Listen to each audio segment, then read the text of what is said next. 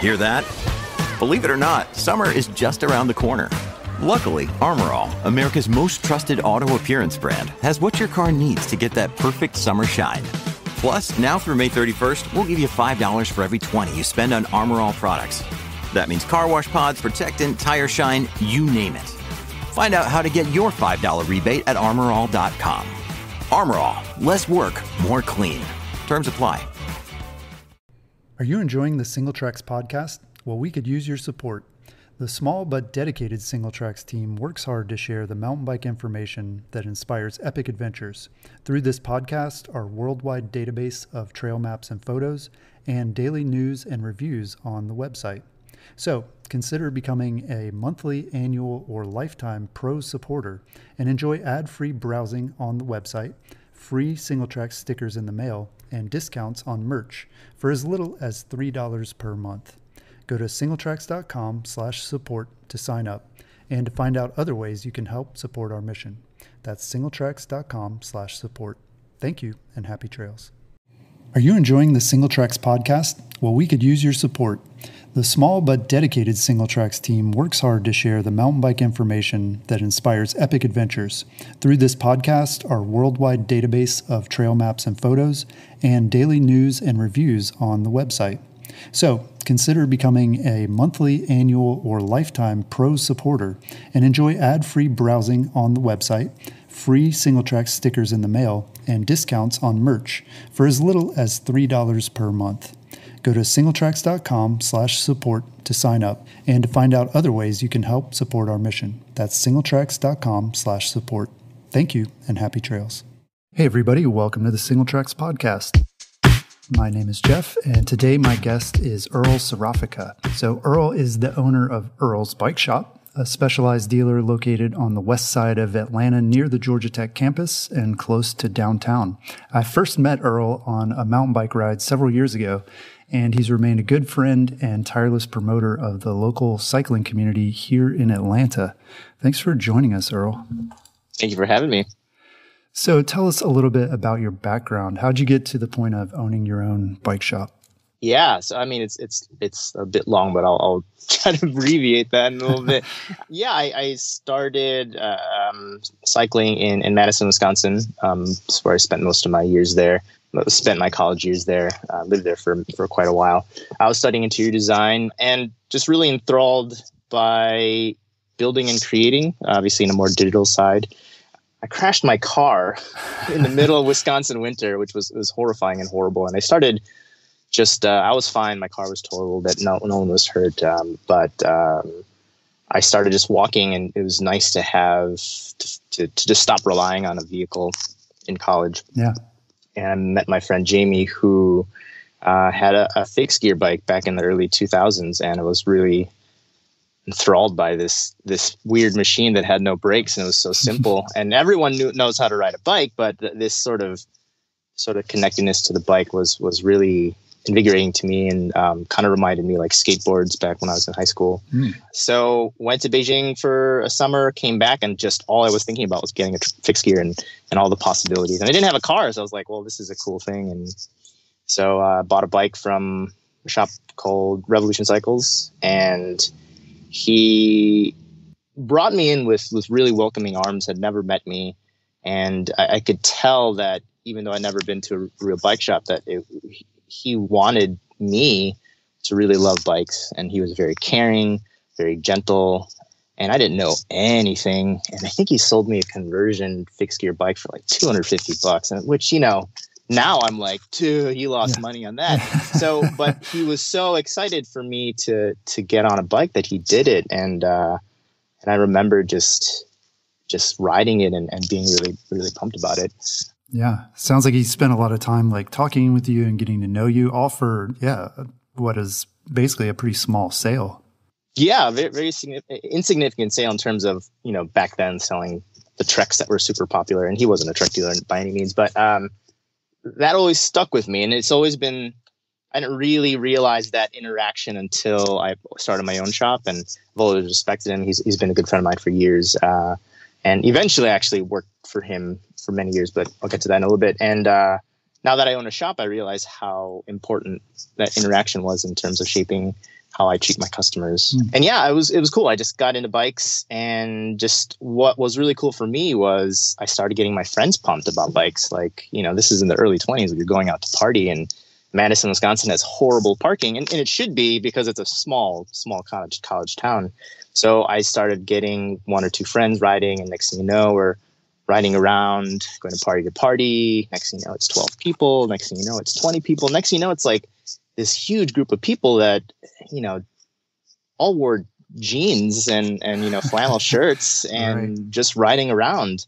And I remember starting to just buy bikes at Goodwill and making them into single speeds and selling them for like $50-$75 to friends. And again, I didn't realize like what I was doing. I was really kind of building a community, and just with the spirit of how Jeff treated me, just bringing them in with open arms. And lo and behold, 2008, the recession hit really bad. So me, as well as many other people who were just getting out of college or had just had maybe 2, 3, 4, 5 years of tenure in any sort of job, lost their jobs. And I was like, I had started working for Jeff within that time, because he's just like, Earl, you're building too many bikes for people. Just work for me. And he gave me the tools in terms of knowledge of how to build. And so I stuck with the bike shop and became really intrigued by just the mechanics of the bike, and learning how to do something really well. Madison was such a commuter-based city that people rode the hell out of their bike. And to take a 1990 Trek whatever hybrid and ride it through winter, and then put it in front of me and say, hey, make this work better. It's like challenge accepted. Right. but I think where the architecture part came in was like just to be creative and to learn the process, and maybe relearn a process, even though you've done it 1,000 times, and do it better. And just love the craft and problem solve. And from there, I moved to Milwaukee, started working for Ben Cycle. They put me in the internet department, so I was talking to people in Korea and Colorado to England to Europe. It was cool to get the other side, to understand the stuff that 90% of people who work at bike shops don't get to see. The ordering, the problem solving over the phone on which parts work on what. But I wouldn't have done that. Yeah, that's hard. Right. You're like, I'm not sure what you're talking about here. Yeah, I wouldn't have known that if I didn't just get down and dirty and just be really eager to learn. This is all coming back to me more now, because now that I own a shop, it's like, well, I see my staff and like, okay, well, how do we get you pumped to fix a Roadmaster? When it's hard, because customer base model bike we sell is $500, but to get a bike like that's all they can afford. But to tell them with a straight face, being like, you don't have a lot of money, but we're going to try our best. And again, rethinking and relearning and being like, well, what's the best I can do for $50 on this? And really going at it and solving that problem. Right. That's, a $200 repair and do the best for $50. That's not bike mechanics. That's just problem solving. I find that still very intriguing to this day, whether I'm doing architecture or rebuilding a shop, which I'm currently looking at about 30 planks of 2x4s here that I'm going to rebuild the shop. Oh, wow. But so that all of that really intrigued me. Problem solving in terms of the bike, the numbers, what to sell, how to use social media. That was really young back then in 2010, 2012. And then I moved back to Madison, Wisconsin, worked for Jeff at Revolution Cycles again, and kind of took a different role, and I started managing the place. And that was a lot of work in terms of taking what I knew from how long it takes to really work on bike and to really care for them, and then applying revenue streams, cash flows, and projections, and doing that all. Right. Yeah. Was it a profitable shop when you were there? Were you like, wow, this guy's making a ton of money? Or were you like, this looks like a tough business? Yeah.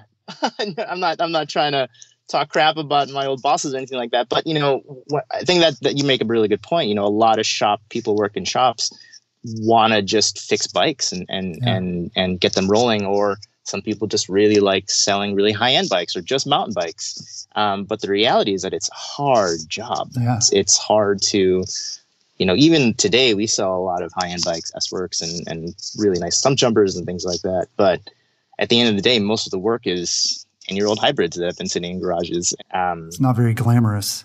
In a lot of ways, yeah. So, when you're an owner of a bike shop, where do you put, what hat do you put on, and at how much time do you wear one hat or the other?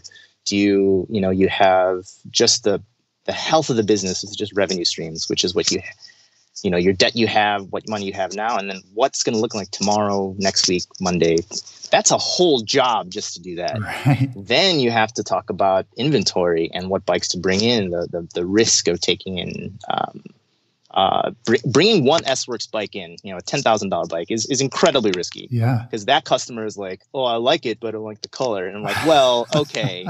Versus a $500 bike, you could literally carry that and just close your eyes and it will sell. So what risks do you take on that side? So that you just have the back of the house, you have just the projections, and then you have the mechanic work. And then you have just the other stuff like taking garbage out and sweeping. So going back to how profitable that was, there's a lot of those things that, and this is to a lot of people that I worked with, like they like to wear or really focus on one hat and forget to put the other hats on. And I took on a lot of the other hats that weren't taken. Yeah. It's hard to be good at all of that, but it sounds like you have an interesting background in that it sounds like you came at it from both sides. Like you got the community part early on, and then developed an appreciation for like the mechanical and like sort of that side of things. But yeah, ultimately you have to be really well-rounded, I think, to be successful. Yeah. Or this is the biggest thing. And this is for anyone, mothers, fathers, people who work at any job, brothers or sister, is to really admit to yourself, I'm not good at XYZ, and to really know where you're good at and to just remove yourself from that moment, that minute or that hour that you're working on something and be like, all right, what really needs to get done? What am I good at? And what 3 or 4 hats do I want to wear at any, and then give the other hats away and really find people to wear the hats that they're good at. But you don't get to that until you're like, oh, I'm doing this wrong. Yeah. And I think a lot of people don't take the initiative to be like, okay, I'm really bad at this. That's okay. I want to fix this. I want to find the right people. And then really second to that is when you find people, don't just give them the hat and be like, bye-bye, do the work. And again, it's like all the things I just talked about, but then, train people, making them really know your vision, and then really making that moment that they're working on, that minute, hour, week, or month, or years really count. But if you're not there for them to foster them, to show them your vision and then show them how you want things done, that's hard too. It's the training part, but so it's a mix of getting people that have that sort of enthusiasm that I do, but then also, having as a leader, making sure I make time to communicate, which is huge, the good and bads. Yeah. I mean, that book Leading Out that I had mentioned a while back to you by, I forget his name, Donnie Perry. It outlines all that. Like you could read it back to front and back and be like, wow, there's a bajillion things that a shop needs to focus on. Yeah.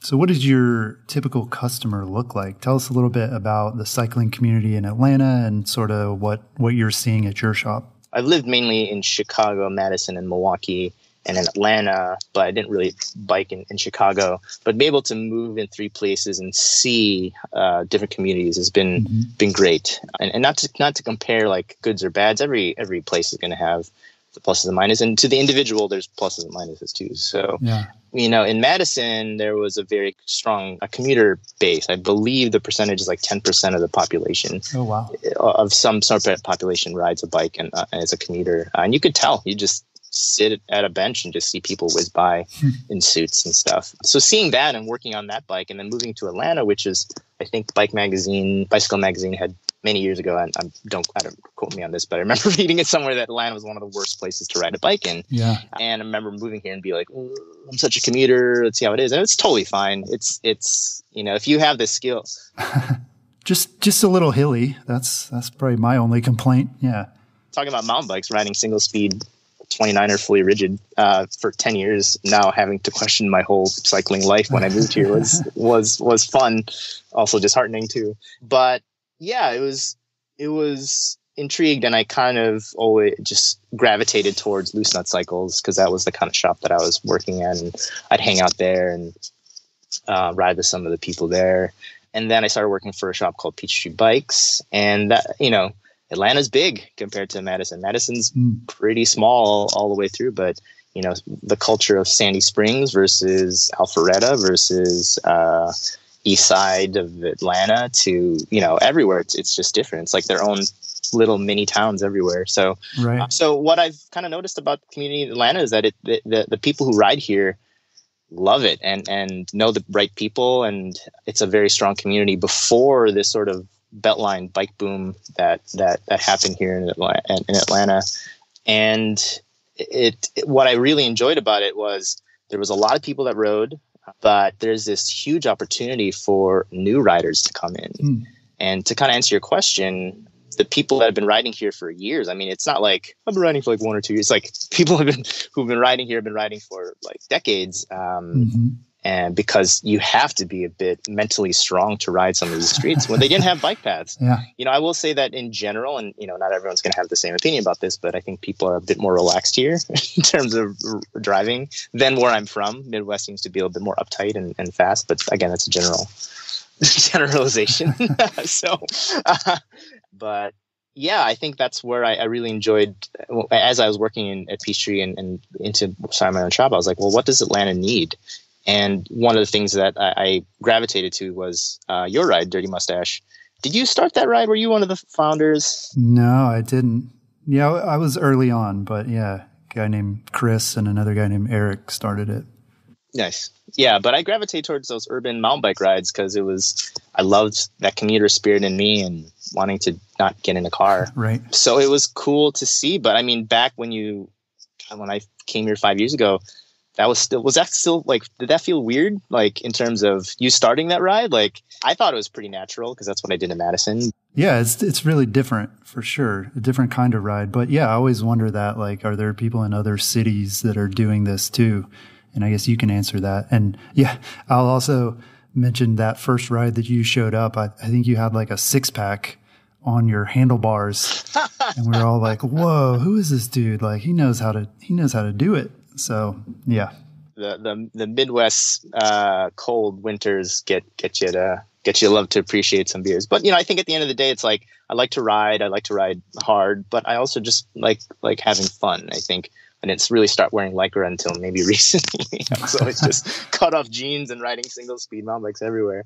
But it was, to answer your question, what the community is like in Atlanta, like it's all those things, it's all the communities, but they're just in a bigger city. It's just they're just small pockets here and there, actually kind of big pockets. You look at sort of the Mac riders and they're, big groups of road cyclists, and, the Dirty Mustache and, Tour de Atlanta, which are more urban.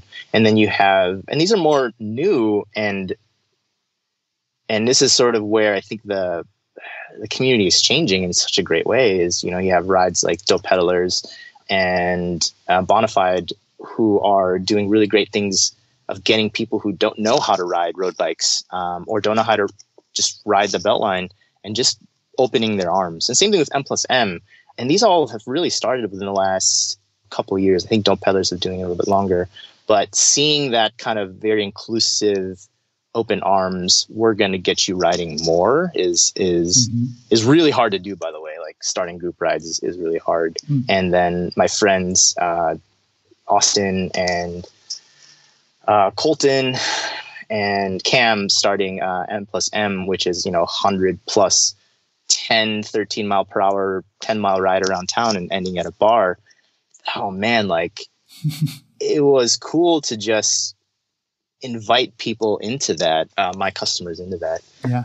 I mean, to go back to the question, yeah, the community here is wide and varied, and it's like I'm at this point where like, well, which do you choose on a Tuesday? Like, which ride do you do? Do you want to have a chill ride? Do you want to have a smash fest ride on a road bike, or do you want to go get muddy in an urban trail, or do you want to drive to go to gravel or do mountain biking? So it's big. I think where I want to be a part of it is to connect more people to these rides. And I think the weight of me always having to lead group rides, lead the chill ride or lead the fast ride.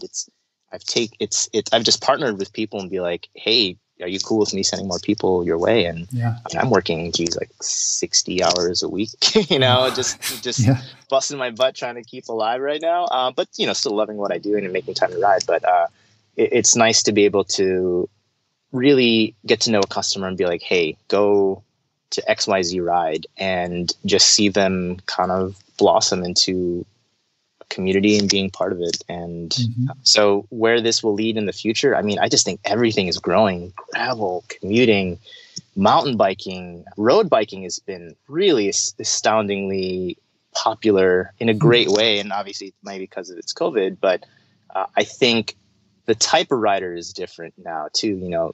Road biking used to be this Tour de France, Lance Armstrong. Someone told me, I think one of the people who worked at the velodrome, like he said it really succinctly. It was like 15 years ago, all these people got into road biking because of Lance Armstrong. But since Lance Armstrong was a jerk, all these new people were kind of jerks. Now, sorry, that's this general stereotype. Hey, hold on now. I got into this back now. But unfortunately, there is an attitude and allegiance to road biking, and those bikes were, do you have the new Ultegra, your Ace, and I think, that was 15 years ago. That's when I started. Now you have people that are 21, 22, or into their 30s, 40s that have never heard of Lance Armstrong, and they're seeing road cycling in a very different way. And that's very exciting when you see people wearing just black or red, plain white jerseys instead of whatever Nestle milk, jerseys, and it's not about the label. It's not even necessarily about the bike, but it's about the sort of maybe the old school culture of riding, maybe European way of just like cafe rides. That's where I'm like, okay, that's what I'm really pumped about. It's less about elitism. It's about welcoming more people. And all these groups, Still Pedalers, M+M, Bonafide Riders, are getting more people to be a part of that. And I just want to be sort of maybe a catalyst to that too. Yeah. And then talking about mountain biking, like, oh my God, Jeff, can you imagine the geometries of bikes back in the day, 10 years ago? Yeah. Oh man, I was wondering why I crashed so much. I mean, I'm also a mediocre mountain biker, but the trails that are being built around here. I mean, when was the first time you did Big Creek free ride area? Oh man. Well, that's an interesting one because I used to ride that with my brother. My brother was in high school. I had already left and gone to college, but he lived in the area. He lived up there in Alpharetta, and he and his buddies would ride there, but it wasn't an official trail. It was just some woods where, it was behind like an office park, and we would park at the office building and kind of sneak into the woods. And they built these trails that, they just cut straight down the hill, and, they push back up to the top. And so, it was very different. So we were riding Big Creek before it was a real thing. But so I'm interested. I mean, you're saying that you've seen all this growth, and I imagine COVID, kind of accelerated some of that too, with shelter in place, and people aren't, going to the gym and doing their indoor cycling right now. So they're getting outside and getting on bikes. When all of this hit, what did you foresee that? Did you think like, oh, this is going to be great for cycling, or were you a little worried when COVID hit and shut everything down?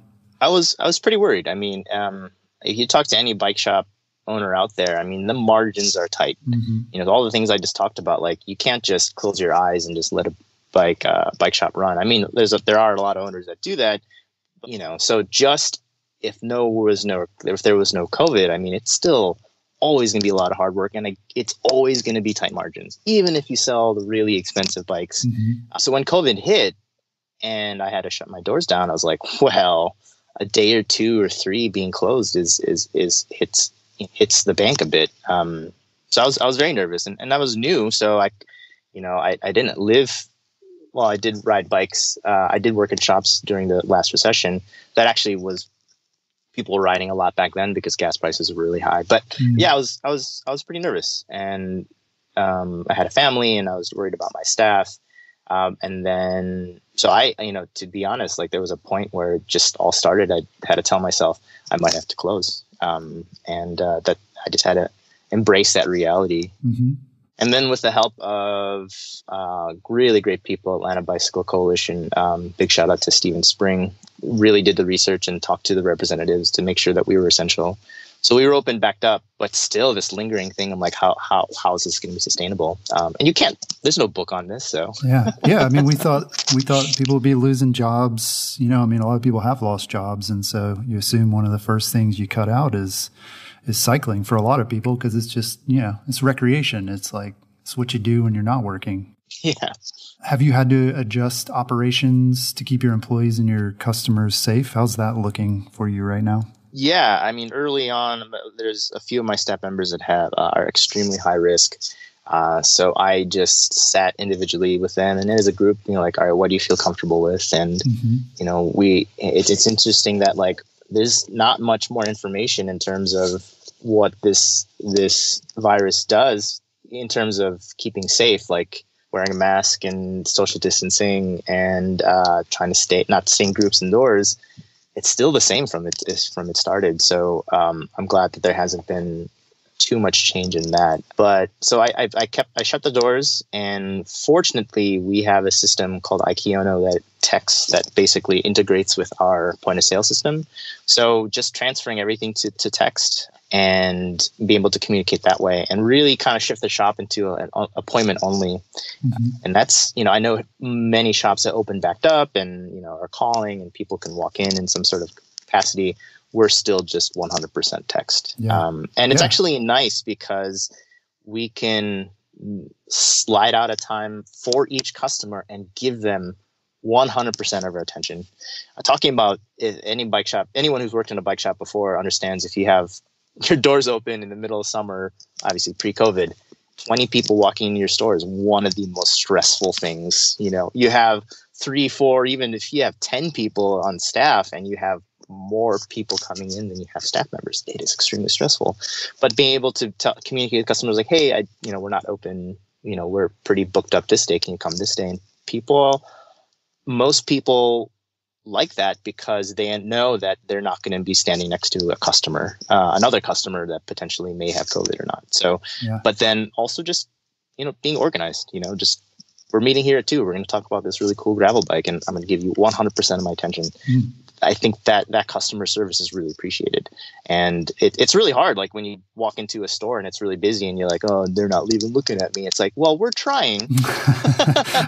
But when I'm juggling 5 people, I'm sorry, I can't give you 100% of my attention. But the way that we've operated now is nice. And taking that stress away of danger of being exposed has been nice. Yeah. Yeah. I imagine some people too prefer it. I mean, like you said, there are advantages to interacting that way. And, people, for example, I know not the same thing at all, but people, one of the least pleasant experiences in people's lives is buying a new car, right? And oh man, I got to go talk to the sales guy and, the back and forth and, a bike clearly is not quite that same level, but for some people it probably is stressful, and it's, they feel like there's an information imbalance where they're coming in not knowing a lot and the salesperson knows way too much about bikes.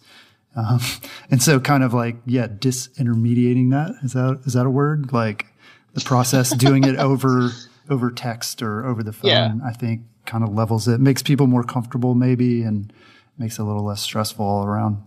I was listening to a podcast about trust and in terms of social economics here, but there are countries that have a higher rate of trust. European countries, Asian countries, and African countries. But in America, the trust level here for anyone, our politicians, is actually pretty low. Even our neighbor, if you ask the typical American, do you trust the next person? It's actually pretty low. So translate that in terms of who we are as a society, and going into the even to the doctor or to buy a new phone, like, oh, is this person going to try to get me another appointment to just to get more money? And that's I think a lot of people think that way. So what we do, and I'm glad you brought this up, was that when you start with text, they ask a question, and anyone could go down YouTube and search the best thing bike and blah blah blah. But when you do one search, hundreds of articles show up, hundreds of videos show up.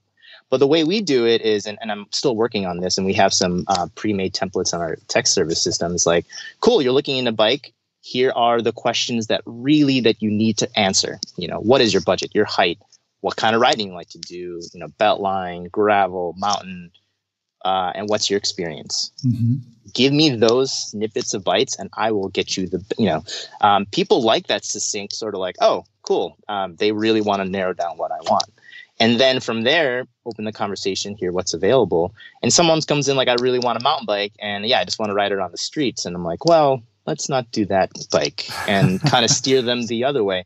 And so what we do is we empower them with information. And the sort of new version of this website is going to have like, what the hell is a base layer? It's difference between clipless and flat pedals. And you could definitely go down the internet and find that stuff. But when you have one source that's the expert giving you the tools to understand things, I think that's really powerful. If I imagine like texting a car place, like, hey, I'm looking for a car. And then they did the same thing that we're doing. Like, well, look at this article. We recommend reading this. And you could, we're, at the end of the day, like I tell my staff this and I tell all my customers this, we offer the experience. You're going to make the decision. I think a lot of trust might be broken in terms of, we've all been sort of oversold on stuff, but we start the conversation really just getting more information from them. It's really they're talking. We're just snippets of information. And then once we meet, and, those text messages could, range 30 minutes, 45 minutes, but through a span of time, here's an article, take time to read it. And they come back like, wow, that was a cool article. Well, what do you think about this? And, well, here's another thing. And it's just like, when they finally come to our door for the test ride, oh, they're already empowered. Right. And all we're doing is just showing them how we actually show people how to get on and off of a bike. It's, I think, a very simple thing, but most bike shops don't show that. And that's fine. Like I said, all those things, shops are really stressful when you're juggling a flat fix on top of selling a hybrid, on top of selling accessories to another customer. You don't have energy or time to show people the basics. And I think I created my shop to make sure, like, hey, this is how you get on off the bike safely. This is how you use a shifter. And we spend almost an hour with each customer, even if they're buying a hybrid. I'm sure some bike shop owners and employees roll their eyes at that, like an hour with one customer. But the return rate of that is incredible. When you really look at this barrier of entry into cycling, and you, the bike mechanic or bike shop owner, breaks that barrier down for that customer, oh my gosh, they are so appreciative. And that's why we retain our customers. And empower them to be safe equals enjoyment. So that being said, like talking about mountain bikes, what does compression do, Jeff? What does rebound do? Do you what is tubeless systems? All that stuff. Like, we get the customer to do the research, the right information that we think is valuable, and then we set them up for them. But that's another thing I've seen is like people buy all these really nice mountain bikes from other shops, and here's a $5,000 mountain bike. Enjoy the trails, but don't do a SAG setup, or don't send them an article like this is what you should do. Like, even the minimum to do that. Again, that's why I started my own shop, because these are the things that I find valuable, and it's what I want to do for a shop. And like I said, it's hard for everyone to do that. And then second to that is, well, pre-COVID, is you get them set up, you empower them to know your bike, where to ride, NTB project, the Google bike maps layer. Everyone's got a bike app on their phone. No one knows about it. Mm-hmm. And they start to explore, and they come back. And then you invite them on that group ride. You invite them to M+M or Bonafide Riders or to Dirty Mustache. And that community builds, and that trust continues. And that's sort of the vision of what I do, and how pre-COVID is what I'm going to continue to do. It's just the process just changes. Mm-hmm. Yeah. Well, how has COVID affected inventory and your ability to get bikes and parts? What are like lead times looking like for you right now? Yeah, I was actually talking to a fellow bike shop owner too, and I'm glad that we have open communication with other shops. I will say that we as bike shops are stronger together than we are apart. I disagree with this is all this bad blood from bike shops of the past. Like, you took my Trek dealership from me. I hate you forever. And I, it sucks, but I think it's a different world now, especially with online sales and everything. Mm-hmm. But being able to communicate with your local bike shop and work with another shop and work with them, I think, is very important these days. But yeah, right now, pretty much everything from Specialized is sold out for model year 21, which I thought was more December, but actually is through June. So really, to give you, the way that I've been explained to what's happening, and I'm sure everyone feels this, is, take a stump jumper alloy and say for model year 21, they make 1,000 bikes. Mm-hmm. There are 1,200 back orders. Whoa. So for that year, I mean, those numbers are I just pulled them, but essentially whether it's 80, 100, 200, 2,000, the amount of orders surpass the bikes that are coming in for that period of time. So we're just sitting on a massive list of back orders. Like, for me, hundreds of $1,000s of bikes just in back orders, and just hoping one or two trickle in.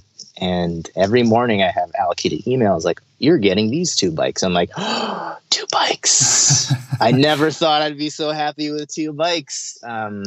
But that's the story. Other shops, put in big orders and they're only allocated a quarter or 10%. And yeah, it's nerve wracking. And I'm at this point where I personally can't be stressed out about it because I can't do anything about it. You could bang at Specialized's door and they can't do anything because they're just as stressed out because they're banging the doors of their production warehouses and their shipping containers. Like, the line keeps on going. I've heard that, there are tens of thousands of bikes of one model that are ready to ship, but they can't find brakes. Oh, right. That, people don't realize the little things like plastic pedals. You just can't get plastic pedals. You can't buy grips. You can't buy chains. It's hard, but we're surviving. We have some inventory and just trying to look at different avenues to really focus heavily on service and just trying to communicate as well as we can with our customers. So.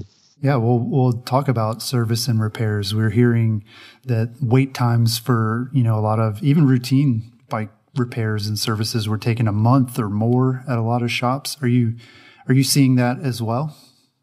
Yeah, we were probably max 3 to 4 weeks on things. And I know talking to 2 other shops around town, they were about the same for each place. So, and it's like, someone will text us like, hey, can you get this tune-up done in a week? And we're like, no.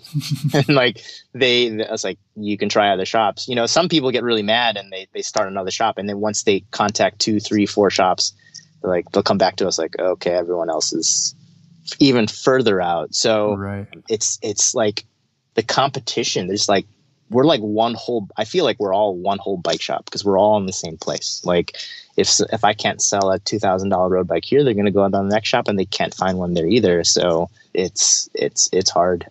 But yeah, so service, we're just trying to keep our head above the water. But as you mentioned before, like, it's hard to, hey, this needs a new Shimano shifter and they're not available. I've actually, and it'd be interesting if anyone has any input in this who work at shops, but if I can't buy it through my local distributors, I go to Amazon, which I actually early on realized, and this is sort of a part of my business plan, but online sales, like, you can work with them. You can work with people who buy Canyons. You can work with people who buy YTs or any other bike brand that you buy online. They're still going to need that service of setting up suspension. And if you can be the one that tells them like, hey, your suspension's not set up very well. I know you bought this online, but can I do a sag setup for you for $25-$30? Can I make your bikes tubeless? Can I measure your sit bone so we get you the right saddle? Can we get you on a fit on this road bike that you got? There's opportunity for those sort of things. And if someone is going to buy a part on Amazon and bring it to us, like, why not?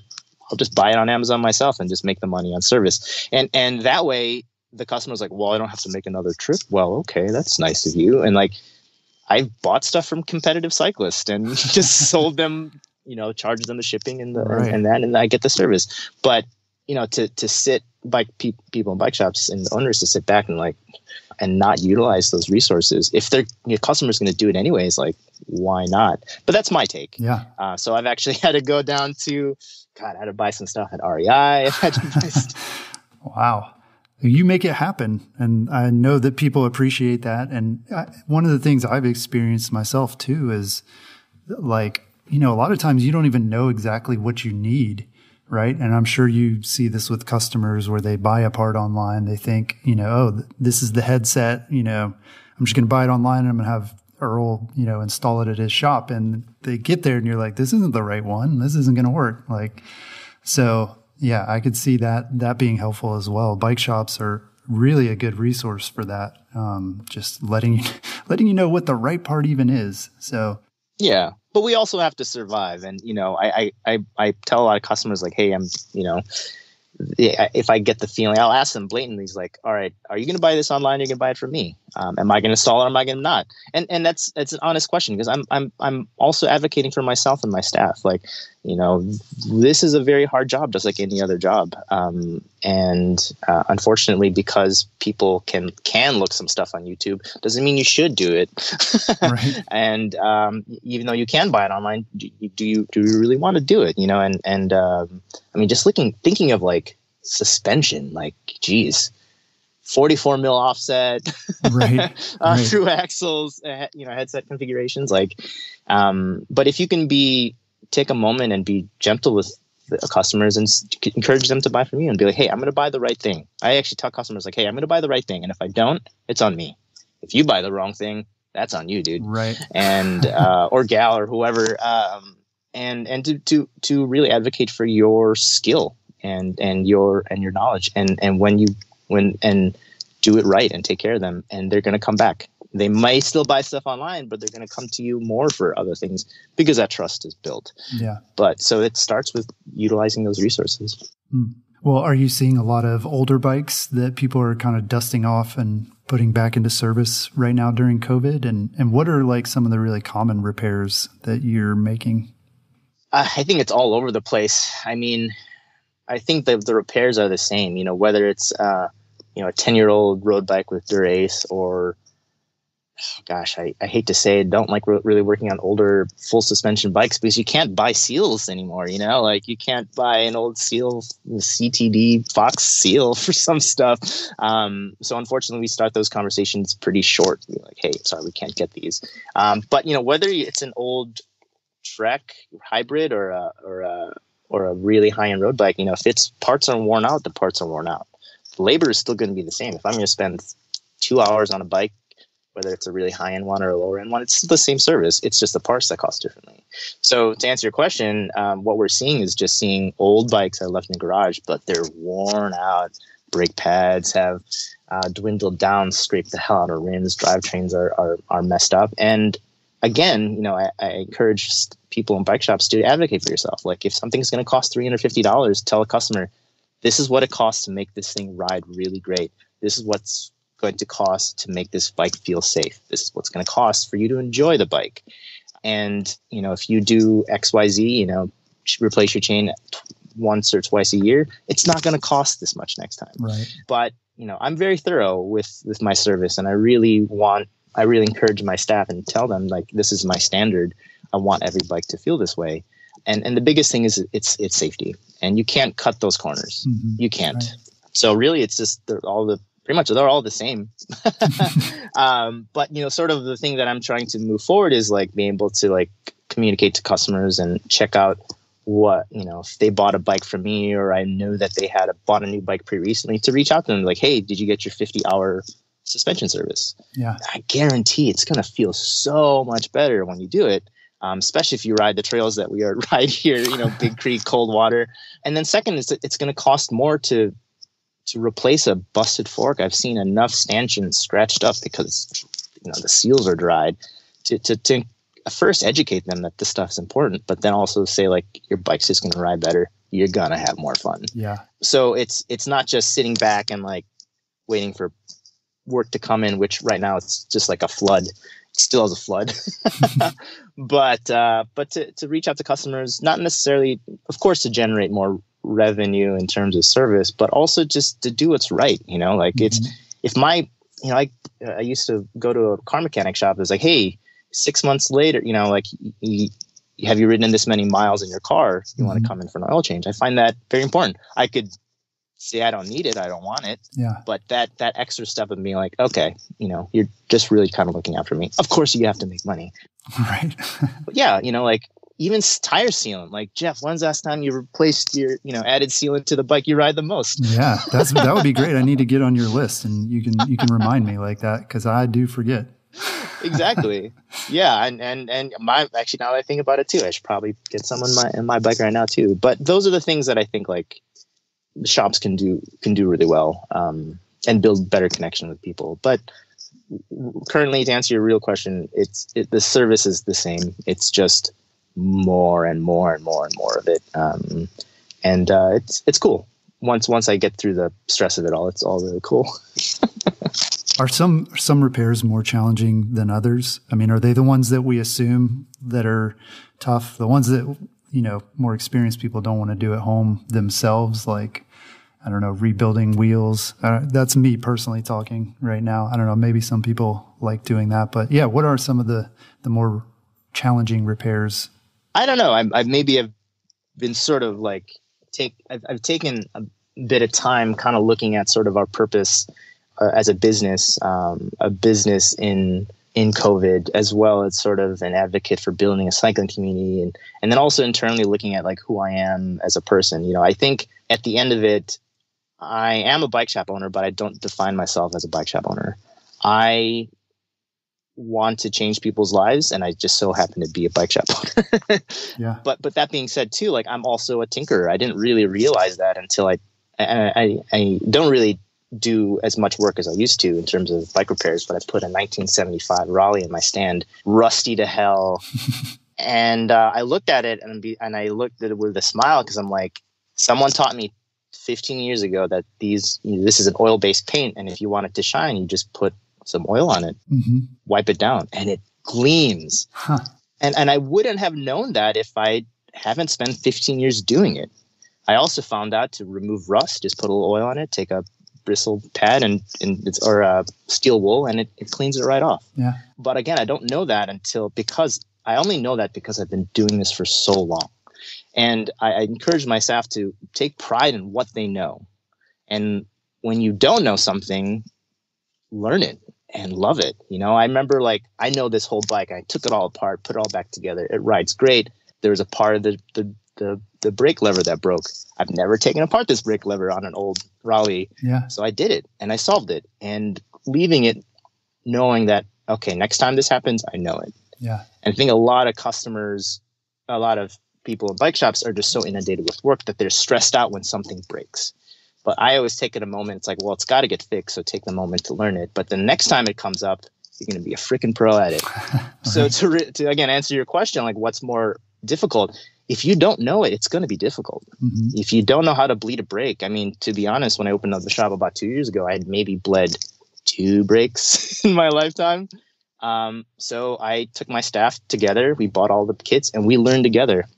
I learned more, and I started on my bike, because if I failed, then I'm just destroying my own bike.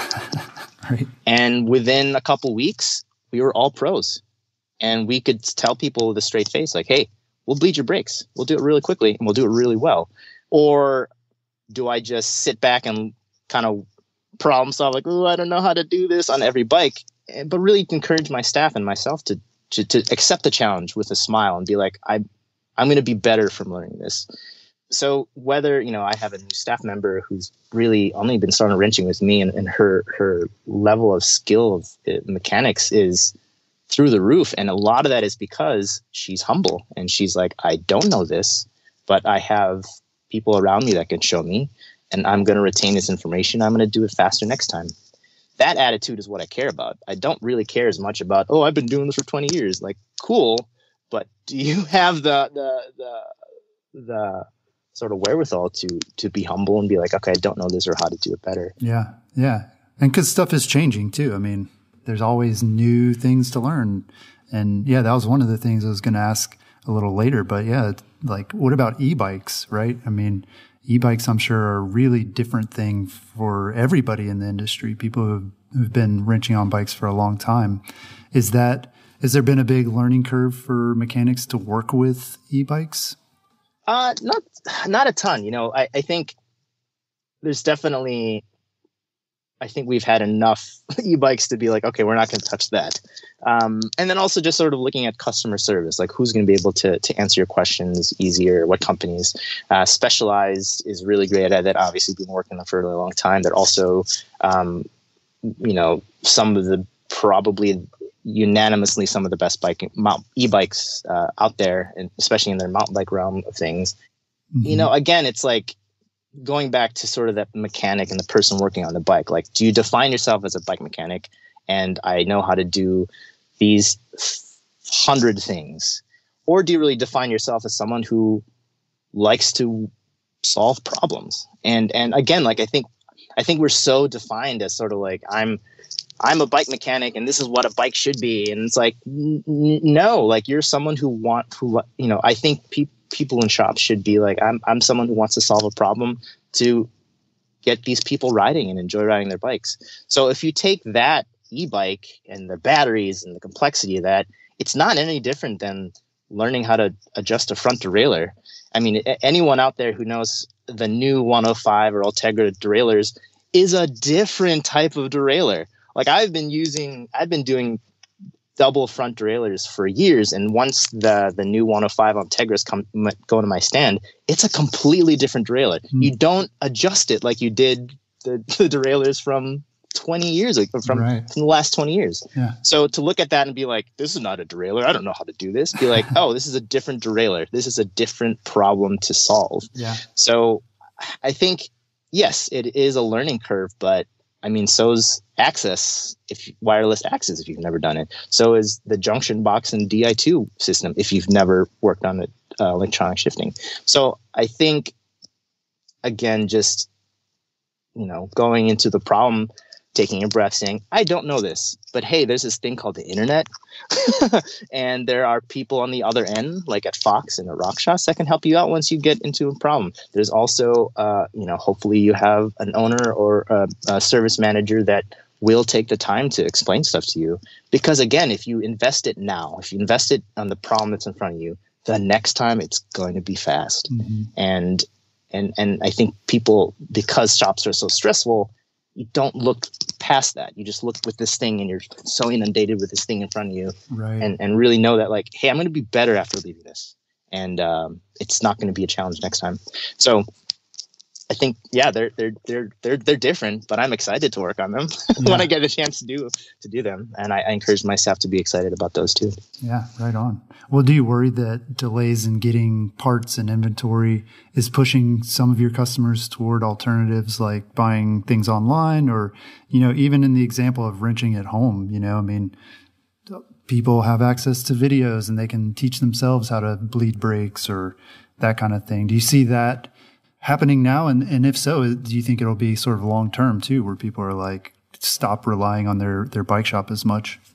I mean, to be honest, and I actually encourage people to start doing a lot of this stuff on their own. Like, this is going to sound horrible, but like, if my staff has, 10 bikes to repair, if we don't have to fix 10 flats in a day, if we have 10 big tune-ups to do, and if we don't have to do 5 flat fixes, why not? Like I'm all about that. I'm very hopeful that more and more and more people are getting into bikes. This is going to sound crazy, but like, say I was still working in Madison, Wisconsin, and a couple comes in with their bike tune-ups, or I sell them a bike, and they have a 5-year-old kid. 15 years later, that kid's 20 years old. That kid is an adult now and will want to buy a bike. So even if the parents already know how to do their stuff, their kid is going to want to learn how to, needs us. Yeah. And sort of like, it's interesting. Like, you sell all these bikes in the summer and you're like, wow, that was a lot of bikes sold. Are more people going to get into bikes? And the answer is yes. But, you're talking about, you as the starter, who started single tracks, you understand how if you go on a 10-mile mountain bike ride and, 10 miles out, 10 miles in, you sure damn well need to know how to fix your tubeless system, right, or break a chain to put it back together. That's the stuff I want people to learn. Again, in terms of a bike shop, like if we have these big repairs to do, these 200-hour suspension rebuilds, and someone comes in because they want their chain replaced, it's like, we'll do it. We'd love it, but we'd actually encourage you to do it. And if we're not in the business to give free advice that they're going to do it to them. That's not what we're here for. But I also know resources where you can go. I always tell people, go to Sopo Bike Collective. You don't know how to do XYZ and you have time on your hands, go get your hands dirty, rebuild some bikes. Go to Bearings Bike Shop and see if you can help out in any sort of way. And learn, again, it's not necessarily about I'm fixing this 1971 Schwinn, but the things you learn on a 1995 Trek 930 is going to somehow translate to the other bike. So I encourage people to know how to work on bikes. If I want more and more of my customers to ride longer and faster and further, I would love if you knew how to fix your bike so you can get home safely, or get home to go to your destination safely. And in the end, you're not going to have all the tools to fix everything. You're not going to. And if you want to invest in that, awesome. If you want to take the chance, awesome. And if you fail, we're here. And to encourage people to do that. In the end, people are going to need work on their bikes. It's sort of why I don't work on my car, because I don't know what I'm looking at. I don't know what's broken. Right. So I'm going to take it to the experts. So if I do that for this, I encourage my customers to do the same. Yeah, that's good. And obviously you take the long view on a lot of this stuff. And also there's always going to be different types of people. Some people have more time than money. And so they are able to invest that time into learning how to do something and then doing it. And then others they're short on time and they have no problem, paying the shop to do it. So I'm sure that won't change. So has the bike boom been good for your shop financially? Do you think that this boom is going to last? I think the boom is going to plateau, but I think there's still going to be a rise. And again, I was talking to another shop owner here talking about different cities, and they're talking to other friends who own bike shops. For instance, like Chattanooga, I know Atlanta's cycling community pretty well, and I say pretty well because I'm still learning, and it can change in a dime. But then you take to the next city next to you, and you're like, well, are they doing the same thing? Are they experiencing the same thing? Talking about socioeconomics, talking about access to bike paths. That's another thing that I talk a lot with people is I can, any bike shop can sell bikes all day. But if you don't have mountain bike trails built, if you don't have paths for people to start on, if you don't have safe places to ride, or even information to do these things, it doesn't matter. There's a reason why you don't see full suspension mountain bikes really sell well in Oklahoma, because there's no hills, it's pretty flat. So having access to these places makes a really big difference in terms of that growth. And sort of that's why big props to MTB Atlanta and all those trail builder organizations out there that are literally volunteering their time to not only themselves enjoy cycling, mountain biking for free, but for getting more and more and more people to do it. And places like Atlanta, where, again, executive director Brett Davidson and I have a really great relationship, and I like to touch base with him, what are you doing? I'm excited to learn because I want to send my customers to you guys. And they have built so many trails during this COVID. So as a little hit here, please donate to your local trail builders, because they are. And if you ride them a lot, and then also please don't ride with them when it's really wet, unless the trail says you can ride them wet. So I think the boom is going to plateau or continue. I don't know, but remove that boom, cycling is going to grow. Cycling is going to grow here in Atlanta. I hope the same for other cities out there, other towns. Yeah. So as the infrastructure grows, people will continue to be into it. And one of the things I can't help but wonder is, cycling is not a cheap sport compared to other things to get into. And so there is that kind of, a lot of people have decided over the last 9 months or so, I'm going to get a bike, I'm going to invest $500 or $2,000 or whatever it is. and get this bike. And now you have it, right? Like, you know, maybe you're going to get tired of it over time, but it's going to take a while, and you're going to remember like, okay, you know, I made a commitment to this. And, so yeah, I'm hopeful that it will last for that reason too, just because people aren't good at ignoring those sunk costs. Yeah. Yeah. Well, a big part of operating a bike shop obviously is connecting with the community through, as you mentioned, group rides and social events. And, you know, a lot of shops too, people they just want to come in and talk bikes and hang out. So what's it been like to put those things on pause for now? It's been a bit, it's definitely been hard since I'm a very extroverted person, and I built the shop to be very commuter based. I mean, had a little lounge area for people just to hang out in. There was Hop City, which is a beer store. Fortunately, closed next to us. It was nice to see people just come in and drink beers and hang out. And actually, some of my friends and customers, good customers, talking to customers, new customers. It was really cool to see that. It was always cool to have people come by and just have a chat. However, when you have 10 bikes in the queue to get a tune-up quote sent out, you have 20 bikes in the back and 10 flat fixes to do, and then you have, and I'm not joking when I say this, we get about 300 messages a day, with about 40 to 50 unique people texting.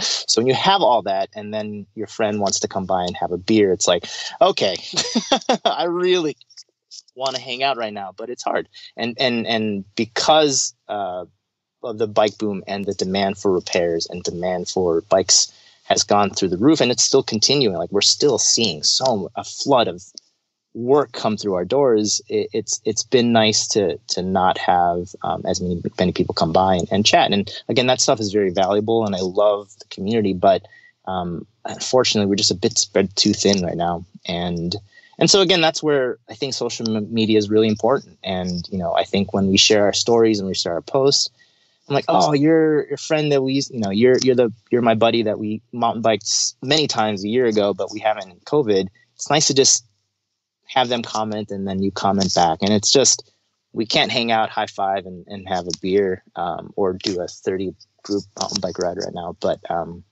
going to just appreciate your messaging me saying, yeah, cool bike or something. And I'll take that. And then also at the same time, like, try to take care of the new customers. And I think that's what's really exciting is, like, all these people that are coming in, just like you said, they're all new. So they're all a part of our community. And then once everything is cool, we have even a bigger pool of people to say, hey, come join us and ride. But right now, yeah, it's on pause, and it's okay. Yeah.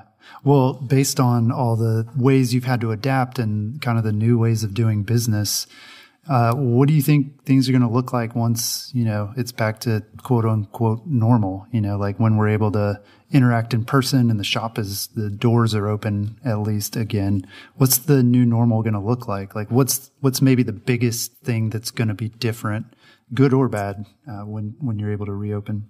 I think just the appreciation of people. I think that whether it's a bike shop or not, you're gonna do that. I haven't hugged my mom or dad in months, and it's something that I cherish. And I also love giving my friends hugs and stuff like that's. It's interesting that that's not here. So even just the simple human thing. I'm gonna be a little bit pessimistic here in terms of just how long this is gonna last. I think this is gonna last a really long time. And I hate that this is such a political thing with masks and things, social distancing and things. And I get why restaurants stay open and they're not abiding to certain things, because business is hard. I'm going to tell you that as a business owner, it's hard. Yeah. And if it wasn't for the bike boom, I don't know where I would be, and I don't know what debt I'd be in if I had to close down my shop. I'm lucky to have a business that is doing really well right now, but I understand why other ones are doing it. But the numbers of COVID cases are insane. They're insane, and there's no ifs, ands, or what's about it. You can have your own opinion about it, but the truth is the numbers are insane. So I think, unfortunately, it's going to be a long time. So I'm actually still looking at this pile of wood that I need to put in my van right now, but I'm reconstructing the shop to just be better for our staff, to have bigger spaces to do more of that bigger repairs, and to have more breathing room, and really just dwindle down our sales floor. 2 reasons: because no one's coming in, and we don't have a ton of bikes in. So to really answer your question, what it's the new normal going to be like, this appreciation for the fellow human being. And honestly, I don't think we're going to really do much different. We're still going to really take care of our customers as they come in, and really, as my mission statement is, inspire them to utilize bikes to empower their lives. And that's not going to change, whether it's COVID or winter's coming, sort of doom or whatever. But and I hope other businesses and shops can do as well and continue growth. Yeah. Well, Earl, thanks so much for taking the time to talk. This has been super insightful for me, and I really appreciate it. Thank you. Thank you for having me. You can find out more about Earl's Bike Shop at earlsbike.shop. And if you're in Atlanta, definitely text him and get your bike worked on at the shop and see what he's got in stock. Hopefully a lot more stuff in 2021. That's all we've got this week. We'll talk to you again next week.